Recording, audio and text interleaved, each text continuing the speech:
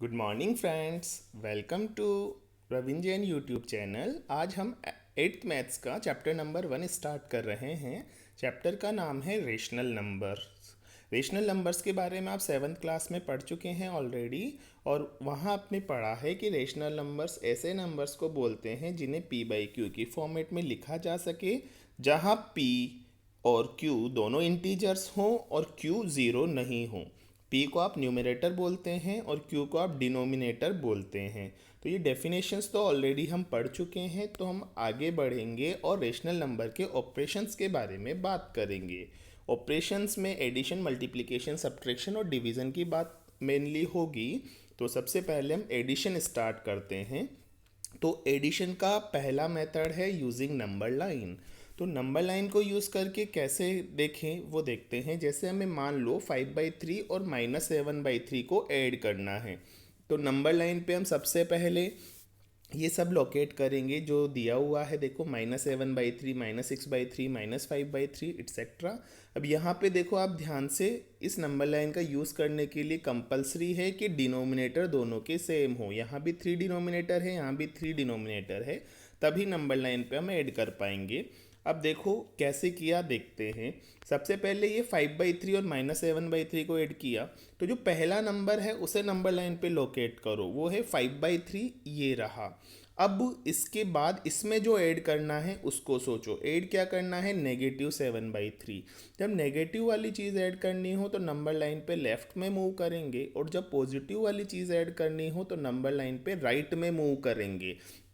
तो यहाँ पे लेफ्ट में मूव करना पड़ेगा 5/3 से 7 स्टेप। तो 1 2 3 4 5 6 7 7 स्टेप मूव करते हम कहाँ पर पहुँच गए? -2/3 पे पहुँच गए। और अगर हम -2/3 पे पहुँचे तो इसका आंसर हो जाएगा -2/3। इसी क्वेश्चन को हम एक और मेथड से कर सकते हैं, बहुत इजी मेथड है। जब डिनोमिनेटर सेम हो तो दोनों को ऐड करने का तरीका है कि डिनोमिनेटर को तो एज इट इज़ लिख दो और न्यूमरेटर्स को ऐड कर दो। न्यूमरेटर्स क्या क्या हैं? 5 और -7। तो 5 -7, तो ऊपर तो बन गया -2 और नीचे बन गया 3, तो इसका आंसर क्या हो जाएगा? -2/3। ठीक है, तो इस तरीके से भी किया जा सकता है। देखो आपको यही दिया हुआ है, 5/3 और -7/3 मिलाकर -2/3। ओके, अब आगे देखते हैं। एक और एग्जाम्पल की तरफ मूव करते हैं। अब ये एग्जाम्पल है -5/7 और 6/7 को ऐड करना है। तो अगर आप ध्यान से देखेंगे तो दोनों में ही डिनोमिनेटर सेम है, और डिनोमिनेटर सेम है तो नंबर लाइन का यूज़ किया जा सकता है। नंबर लाइन पे यूज़ करने के लिए हम जो पहले है उसको नंबर लाइन पे लोकेट करेंगे। लोकेट कर दिया हमने -5/7। अब जो बाद में लिखा है उसका न्यूमरेटर क्या है? 6। तो 6 स्टेप हम यहाँ से आगे बढ़ेंगे। तो 1 2 3 4 5 6, ये 6 स्टेप आगे बढ़े तो हम पहुंच गए 1/7 पे। तो इसका आंसर हो जाएगा 1/7। या फिर एक और मेथड क्या है कि आप बिना नंबर लाइन के भी कर सकते हैं। डिनोमिनेटर को एज इट इज़ लिख दो और न्यूमरेटर को ऐड कर दो, -5 + 6। अब -5 और 6 मिलकर क्या हो गया? 1/7। नीचे तो 7 है, ऊपर 1 हो गया, तो फाइनल आंसर आ गया 1/7। ओके, अभी कुछ क्वेश्चंस हैं जो आप खुद ट्राई करके देख सकते हैं। आंसर इसका मैं बता दूं, आपको आएगा -7/7, दैट इज़ -1। इसका आंसर आने वाला है 1/5, और इसका आंसर आने वाला है -8/4। -8/4 दैट इज़ -2। ठीक है, तो ये इसके आंसर्स आने वाले हैं। आप इन्हें ट्राई कर सकते हैं। अगर कोई प्रॉब्लम आए तो मुझे आप कमेंट सेक्शन में कमेंट करें, मैं उसका सॉल्यूशन भेज दूंगा। और अगर आपने अभी तक चैनल सब्सक्राइब नहीं किया है तो ज़रूर कर लें। अब आगे देखते हैं। हाँ, जैसे कुछ और एग्जाम्पल हैं। 4/3 और 1/3 वाला है, मान लो, तो इसमें 3 कॉमन आ जाएगा नीचे डिनोमिनेटर में, ऊपर 4 और 1 मिला के 5 हो जाएगा। ऐसे इसमें 5 की जगह क्या, 5 तो नीचे रह जाएगा, ऊपर -7 और 9 मिला के 2 हो जाएगा। ऐसे इसमें 7 नीचे रह जाएगा, 4 और -9 मिलाकर -5। इसमें 4 रह जाएगा, -1 और -2 मिलाकर -3। ओके, तो इस तरीके से हम कर सकते हैं ऐसे क्वेश्चंस जिसमें डिनोमिनेटर सेम हो, उनका एडिशन कर सकते हैं। लेकिन अगर कभी ऐसा हो जाए कि डिनोमिनेटर सेम ही ना हो, तो कैसे करें, वो एक इम्पोर्टेंट क्वेश्चन है। तो सिंपल सी बात है, डिनोमिनेटर सेम वाले को ऐड करना हमें आता है। तो हम क्या करें, जो डिनोमिनेटर सेम नहीं है तो पहले डिनोमिनेटर सेम बना लें, और फिर जो हमने अबव मेथड यूज़ किया था उसी मेथड को रिपीट कर दें। देखो, -4/3 और 2/5, इन दोनों का डिनोमिनेटर अलग अलग है। पहले का डिनोमिनेटर 3 है, दूसरे का डिनोमिनेटर 5 है। तो डिनोमिनेटर सेम होना चाहिए। तो 3 और 5 को सेम बनाने के लिए आप एलसीएम यूज़ करें। तो 3 और 5 का एलसीएम 15 है। यानी अब हमको ये करना होगा कि पहले वाले का भी डिनोमिनेटर 15 बनाना होगा और दूसरे वाले का डिनोमिनेटर भी 15 बनाना होगा। अब पहले वाले का जैसे -4/3 का डिनोमिनेटर आप 15 बनाना चाहते हैं तो नीचे 5 से मल्टीप्लाई करना पड़ेगा। और रूल ये है कि अगर आपने डिनोमिनेटर में 5 से मल्टीप्लाई किया है तो न्यूमरेटर में भी 5 से मल्टीप्लाई करेंगे। तो ऊपर हो गया 20 और नीचे हो गया 15। यानी कि जहाँ जहाँ -4/3 है वहाँ ये लिखा जा सकता है -20/15। ओके, तो -4/3 can be written is -20/15। Then 2/5 क्या होगा, यहाँ पे डिनोमिनेटर 5 है जबकि हमें 15 बनाना है। तो हम 3 से मल्टीप्लाई करेंगे बोथ डिनोमिनेटर और न्यूमरेटर में। तो ऊपर हो जाएगा 6 और नीचे रह जाएगा 15। तो 2/5 can be written as 6/15। Okay, तो जो हमें -4/3 और 2/5 को ऐड करना था, अब हम -20/15 और 6/15 को ऐड करेंगे। तो अब ध्यान से देखेंगे तो इनका डिनोमिनेटर सेम है। तो आंसर बहुत ईजी हो जाएगा। देखो, 15 ऊपर -20 प्लस 6।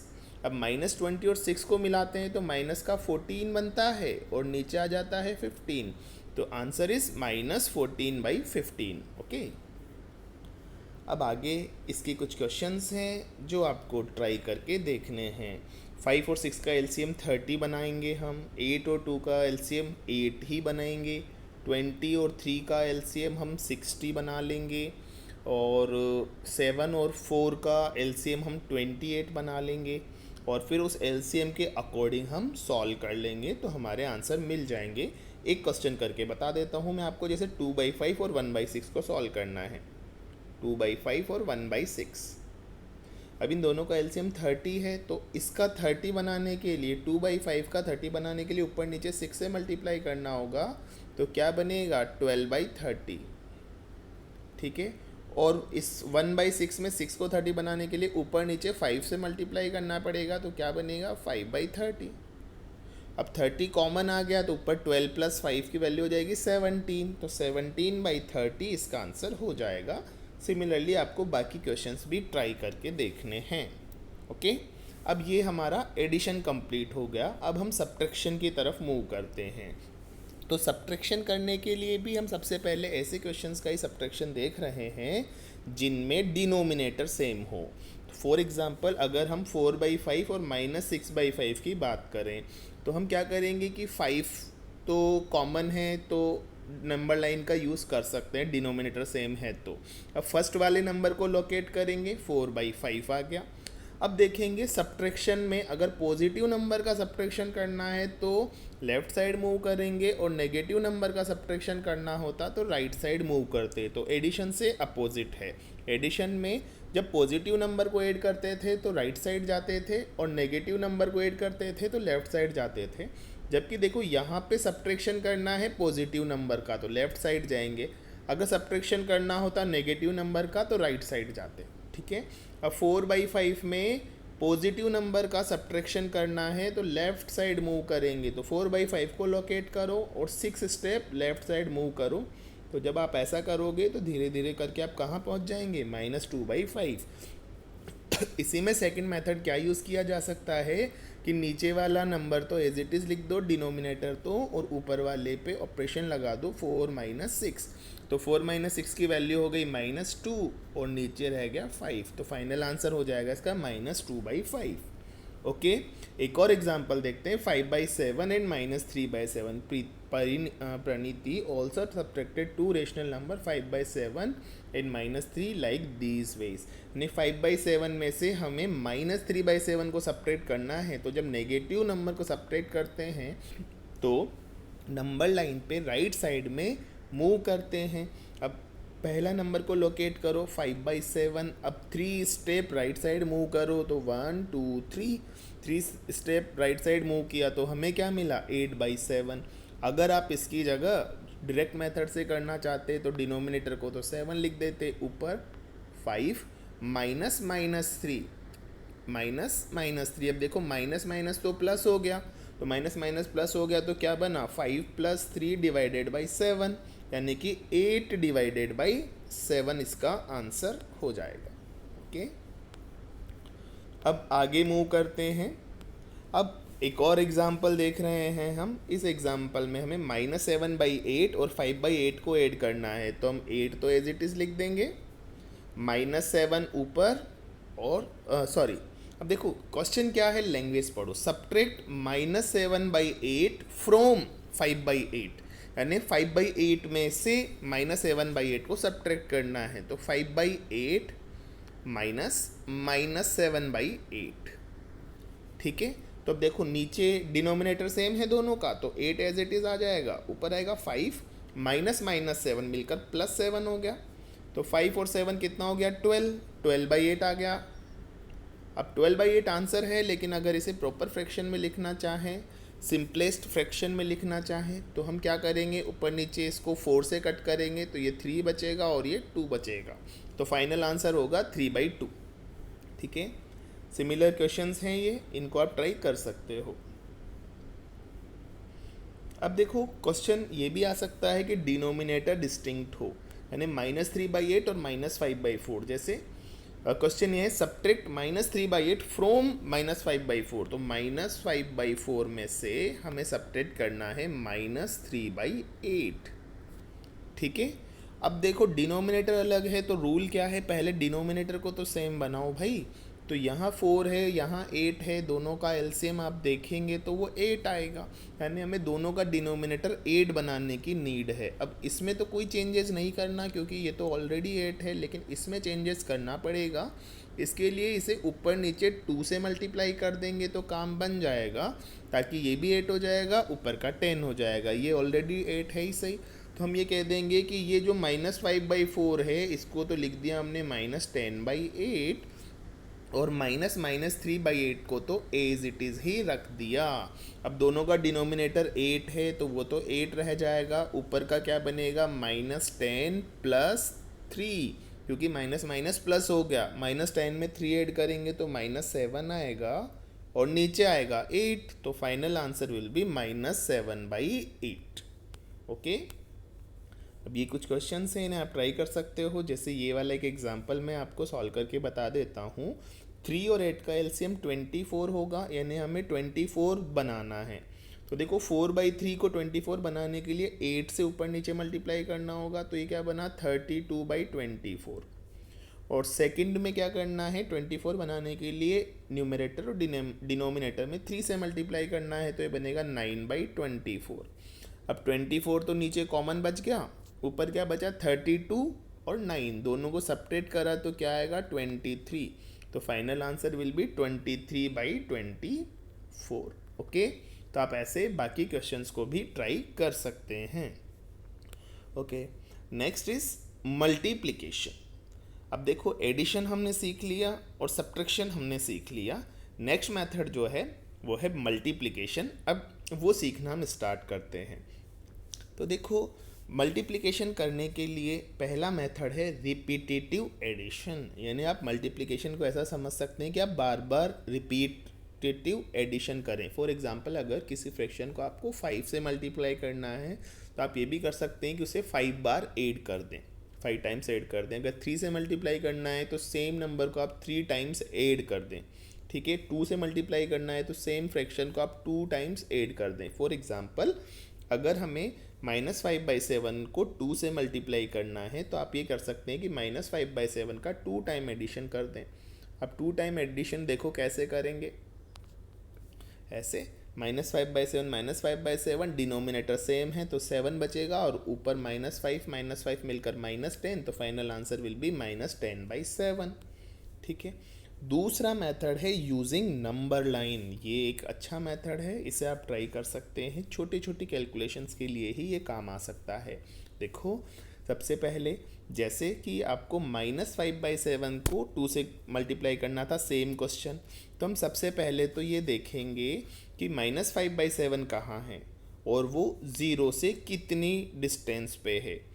ठीक है, तो 1 number line distance between 2 successive point is 1/7 है ना। तो ये 0 से कितनी डिस्टेंस पे है, 5 डिस्टेंस पे है। तो जब हम इसे 2 से मल्टीप्लाई करेंगे तो हम उतनी ही डिस्टेंस और आगे बढ़ेंगे जितनी, अगर यहाँ पे 6 डिस्टेंस पे होता तो 6 और आगे बढ़ते, 7 डिस्टेंस पे होता तो 7 और आगे बढ़ते। अब लेफ्ट में बढ़ेंगे या राइट में बढ़ेंगे ये इससे डिसाइड होगा कि ओवरऑल साइन नेगेटिव आना है या पॉजिटिव आना है। जैसे नंबर यहाँ नेगेटिव है, नेगेटिव को पॉजिटिव से मल्टीप्लाई करते हैं तो नेगेटिव ही आता है। तो उस कंडीशन में हमें लेफ्ट साइड में मूव करना पड़ेगा। तो -5/7 और 0 के बीच में डिस्टेंस 5 थी, तो आगे एक और स्टेप 5 से बढ़ाएंगे। अगर यहाँ 3 से मल्टीप्लाई करना होता तो एक बार और आगे बढ़ा देते। तो हम यहाँ पे कहाँ तक पहुँच रहे हैं, -10/7 तक, तो वो आंसर हो गया। तीसरा मेथड है यूजिंग मल्टीप्लिकेशन। ऊपर वाले दोनों मेथड ज़्यादा यूज़फुल नहीं हैं क्योंकि जैसे ही कैलकुलेशंस बड़ी होती हैं तो ये काम नहीं आते हैं। अब हमें मल्टीप्लिकेशन वाले मेथड को देखना है। तो फॉर एग्जांपल अगर हमें 2 को मल्टीप्लाई करना है -5/7 से, तो जब 2 के नीचे कुछ नहीं लिखा है तो हम उसको, उसका न्यूमरेटर तो 2 है, ये डिनोमिनेटर 1 मान लेते हैं। तो अब देखो, न्यूमरेटर को न्यूमरेटर से मल्टीप्लाई कर दें और डिनोमिनेटर को डिनोमिनेटर से मल्टीप्लाई कर दें। तो 2 इंटू -5 तो हो गया -10, 1 इंटू 7 हो गया 7, तो फाइनल आंसर हो जाएगा -10/7। ओके, फॉर एग्जाम्पल अगर 4 इंटू -1/3 है तो इसको 4/1 मान लो और आगे का -1/3 मान लो। तो 4 को -1 से मल्टीप्लाई करेंगे तो -4 और 1 को 3 से मल्टीप्लाई करेंगे तो 3, तो फाइनल आंसर इज -4/3। ओके, ऐसे ही किसी भी क्वेश्चन को कर सकते हैं। जैसे ये करना है -3/2 इंटू -9/7। तो देखो ऊपर ऊपर -3 और -9 को मल्टीप्लाई किया तो माइनस माइनस प्लस हो गया और 3 9s are 27, और नीचे 2 और 7 दोनों पॉजिटिव हैं तो पॉजिटिव आएगा और आंसर आएगा 14। तो आंसर इज 27/14। ठीक है, तो ये हो गया। तो देखा जाए तो ये जो लास्ट वाला मल्टीप्लिकेशन वाला मेथड है वो बहुत अच्छा है, उससे जल्दी से आंसर आ जाता है। अब आती है नेक्स्ट पॉइंट, डिवीज़न की बात। तो डिवीज़न क्या होता है, डिवीज़न को आप समझ सकते हैं कि division is reverse of multiplication. For example अगर हमें a में b को डिवाइड करना है तो आप यूँ समझ सकते हैं कि भाई a इंटू 1/b करना है। ठीक है, तो मल्टीप्लिकेशन तो हमने ऑलरेडी सीखा है, अब इस मेथड को यूज़ करेंगे, काम हो जाएगा। अब किसी भी फ्रैक्शन का रेसिप्रोकल करना बहुत इजी है। जैसे p/q है तो इसका रेसिप्रोकल क्या होगा, q/p। ठीक है, तो अगर हमें a डिवाइडेड बाई b करना है तो हम क्या करेंगे, a इंटू 1/b, यानी b के रेसिप्रोकल से a को मल्टीप्लाई कर देंगे। ठीक है, जैसे 3/7 का रेसिप्रोकल क्या होगा, 7/3। अगर आपसे कहा जाए 5/4 का रेसिप्रोकल क्या होगा, 4/5। ठीक है, एटसेट्रा। अब देखते हैं कुछ क्वेश्चंस। जैसे आपको 50 डिवाइडेड बाई 10 करना है, मतलब क्वेश्चन ये हुआ 50 डिवाइडेड बाई 10। ठीक है, तो हम इसको ऐसे समझ सकते हैं 50/1 इंटू 1/10। ठीक है, तो ऊपर तो हो गया हमारा 50 और नीचे हो गया हमारा 10। तो 50/10 की वैल्यू क्या आ गई, 5। 0 से 0 कट हो गया, 5 वैल्यू आ गई।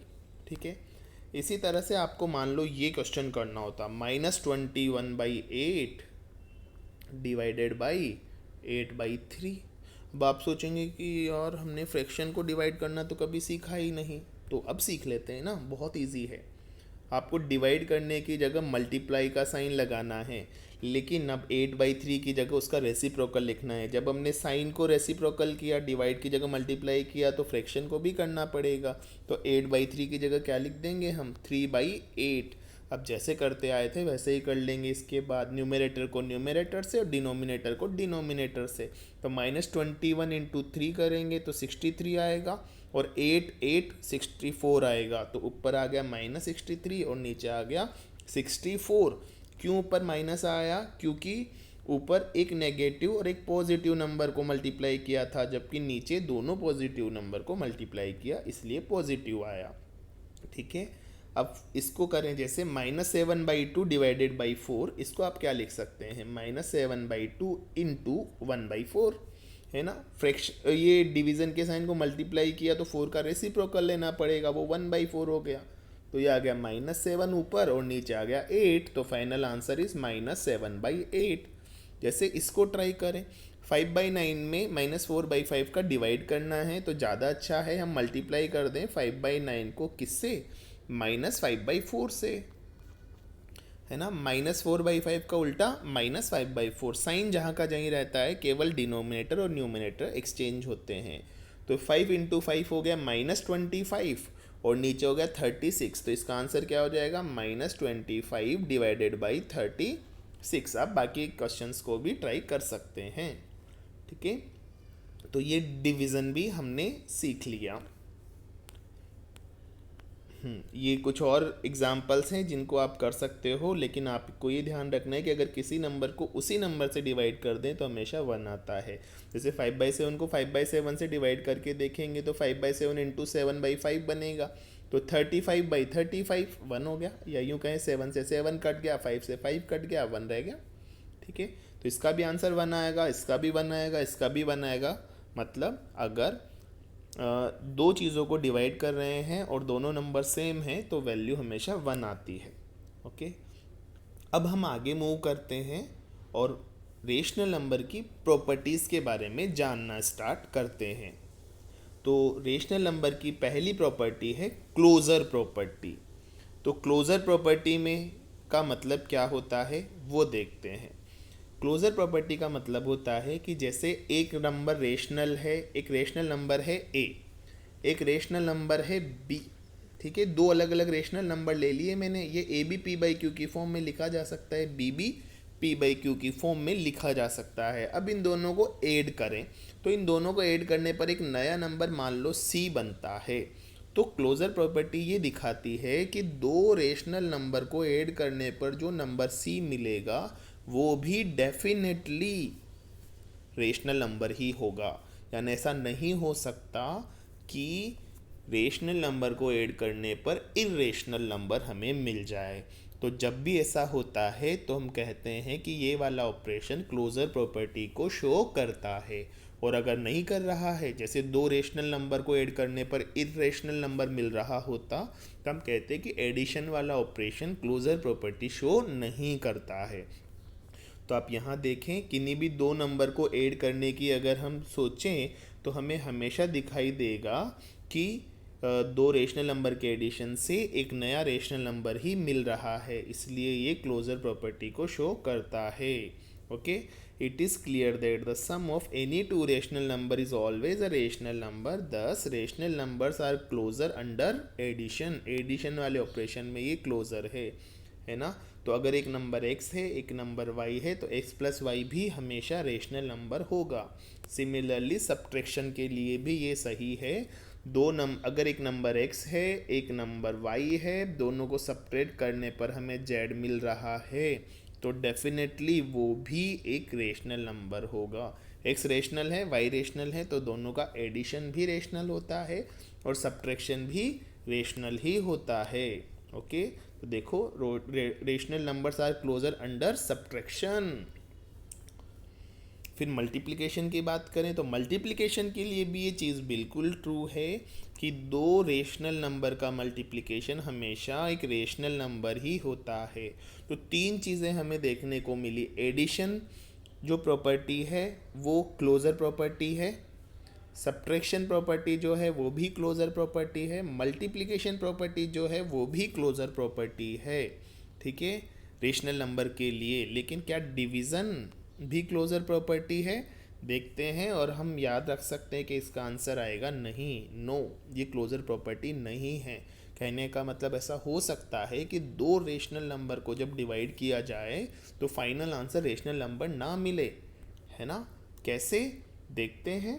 जैसे अगर आपको एक रेशनल नंबर दिया हुआ है 5 और एक रेशनल नंबर दिया हुआ है 0, दोनों रेशनल नंबर हैं, लेकिन जब हम 5/0 बोलेंगे ना तो 5/0 एक रेशनल नंबर नहीं आएगा। ठीक है, ये नॉट डिफाइंड वैल्यू आ जाएगी, इसको डिफाइन नहीं किया जा सकता, तो ये रेशनल नहीं है। इसलिए हमको ऐसा मिल रहा है कि दो रेशनल को डिवाइड करने पर रेशनल नहीं आ रहा है। यानी कि हम क्या कहेंगे कि जब भी डिनोमिनेटर में ज़ीरो आ जाए, डिवीज़न करने वाला फ्रैक्शन ज़ीरो आ जाए, तो फिर हम रेशनल नंबर नहीं मिल पाएंगे, इनडेफिनेट नंबर वो हो जाएगा जिसको डिफाइन नहीं किया जा सकता। तो हम कह देंगे कि जो डिवीज़न है वो rational numbers are not closure under division.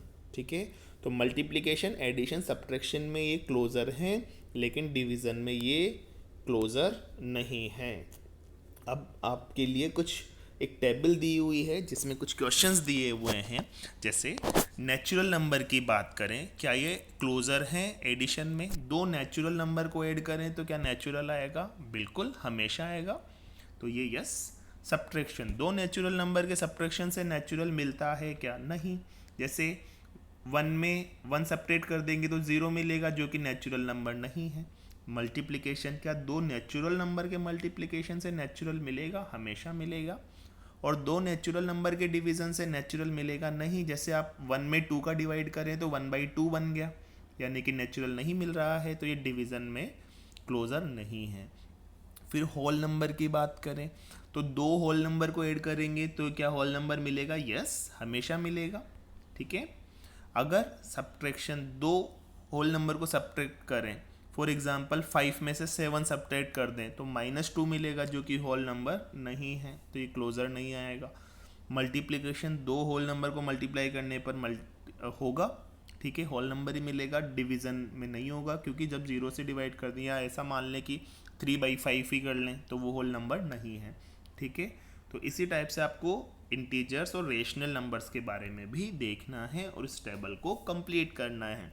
अगर कोई डाउट रहे तो आप कमेंट सेक्शन में कमेंट कर सकते हैं। तो ये हो गई क्लोजर प्रॉपर्टी। अब आगे कम्यूटेटिव प्रॉपर्टी हम स्टार्ट करते हैं। तो कम्यूटेटिव प्रॉपर्टी का मतलब क्या होता है? जैसे कम्यूटेटिव प्रॉपर्टी हम ये कहेंगे कि मान लो दो नंबर के बीच में एक ऑपरेशन लगाना है, एडिशन वाला।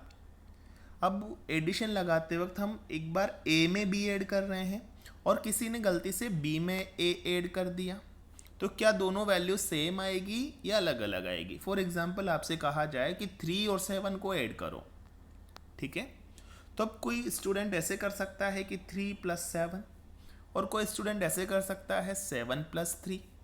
ठीक है, तो 3 + 7 करने पर आंसर मिलेगा 10 और 7 + 3 करने पर भी आंसर मिलेगा 10। तो ऑपरेशन को दोनों में से किसी भी साइड लगाने पर अगर सेम आंसर मिल रहा हो तो कम्यूटेटिव प्रॉपर्टी मानी जाएगी, नहीं तो कम्यूटेटिव प्रॉपर्टी नहीं मानी जाएगी। जैसे अगर किसी ने कहा 3/7 और -1/4 को ऐड करें, तो आपने 3/7 प्लस -1/4 भी करके देखा और -1/4 प्लस 3/7 भी करके देखा, दोनों में आंसर 5/28 आ रहा है, मतलब कम्यूटेटिव है। ठीक है, और भी कुछ एग्जांपल्स दिए हुए हैं, जैसे -4/5 और -2/3 को ऐड किया, या उल्टा पहले -2/3 फिर -4/5 को ऐड किया, दोनों में ही आंसर -22/15 आया, मतलब ये कम्यूटेटिव है। ओके, तो हम ये कह सकते हैं, इन एग्जांपल्स के थ्रू ये वेरीफाई कर सकते हैं कि rational numbers are commutative under the addition. तो a + b लिखें या b + a लिखें, कोई दिक्कत नहीं है। लेकिन सब्ट्रैक्शन के बारे में सोचो, अगर आपसे कोई कह दे कि 3 - 5 और 5 - 3 क्या सेम है? अरे नहीं है भाई, 3 - 5 -2 होता है, 5 - 3 +2 होता है, तो एक +2 आ रहा है, एक -2 आ रहा है, तो अलग अलग वैल्यू हो गई ना, यानी कि सब्ट्रैक्शन कम्यूटेटिव नहीं है।